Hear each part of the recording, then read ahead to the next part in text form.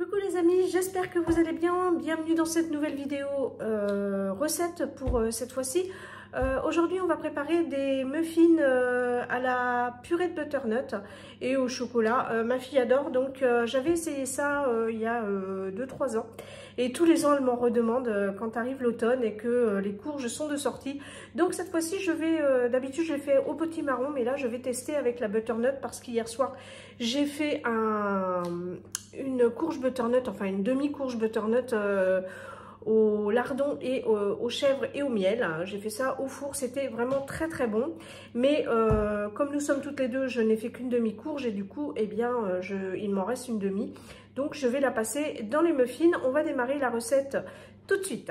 Alors pour faire cette recette, je vous donne les ingrédients tout de suite. Donc il vous faudra 200 g de purée de butternut.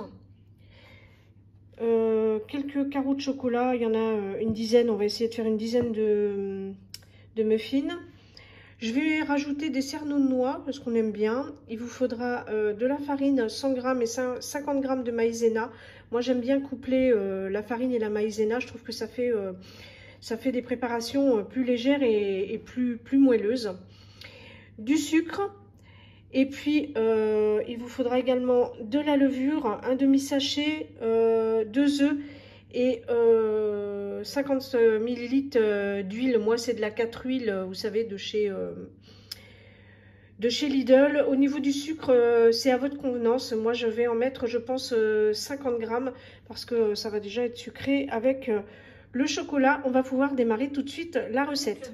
Préalablement, j'ai préchauffé mon four à 180 degrés et je vais mélanger mes 200 g de courge butternut que j'ai cuit à la vapeur dans mon Thermomix puisque je vous ai dit je n'ai plus mon Cookéo est en réparation. Il me manque mon Cookéo si vous saviez. Je vais mélanger les œufs, donc 2 œufs.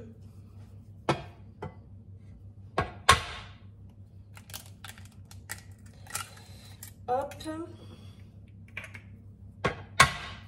Et hop. Zou. On va mélanger ça. Alors j'ai écrasé la butternut grossièrement à la fourchette. Mais bon. J'en fais une petite purée vite fait. Hein. En fait, c'est une recette qui est assez rapide. De toute façon, à la cuisson, ça va fondre. Donc, ensuite, je vais pouvoir rajouter mon sucre. Alors moi, au niveau du sucre, je vais le peser. Je vais mettre 50 g de la cassonade, enfin du sucre de canne, et bing, par terre, non même pas. 50 g. Ça va être suffisant parce que déjà 50 g, je trouve que ça va faire un peu beaucoup. Allez, 48 g. Vendu. On mélange donc la butternut écrasée, le sucre. On va venir ajouter les 50 ml d'huile. Ça, c'est pour le moelleux. Hein,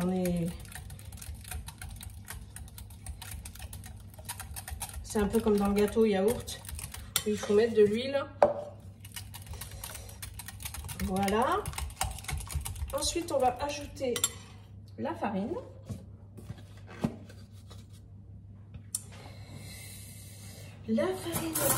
Donc la farine, c'est, non pas avec une fourchette, je vais prendre une cuillère, ça sera plus pratique, je pense. C'est 100 g. Alors moi, c'est de la suprême de chez Francine, mais vous pouvez prendre la farine premier prix, hein, ça fait exactement la même chose. Hein. Voilà, 100 g, pile. 100 g, et on va rajouter également de la maïzena pour un peu plus de moelleux et de légèreté. Ah bah j'ai une cuillère dedans. Je laisse toujours une cuillère dans la maïzena. Bon, bref. La maïzena, c'est 50 g. Hop.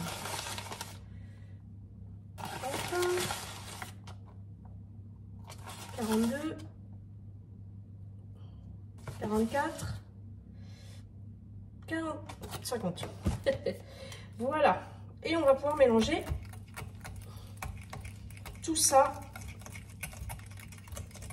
et essayer qu'il n'y ait pas trop de grumeaux.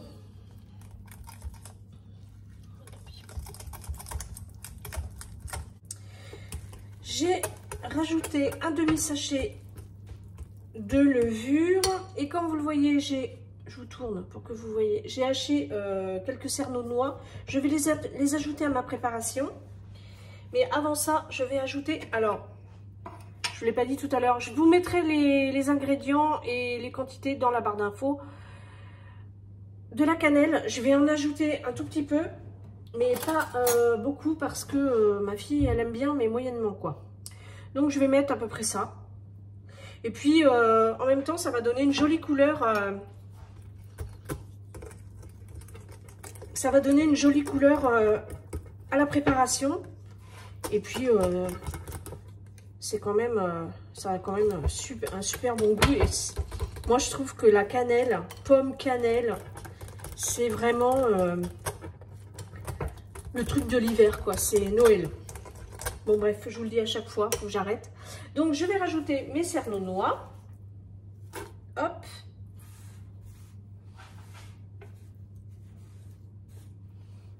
Je sais pas, j'en ai mis une belle poignée, on va dire. Et ensuite, je vais pouvoir verser ma préparation dans les moules. Donc on va remplir nos moules. Alors vraiment pas trop, aux 2/3 je dirais, et encore. Donc je vous dis, on va en faire à peu près une dizaine. Voilà.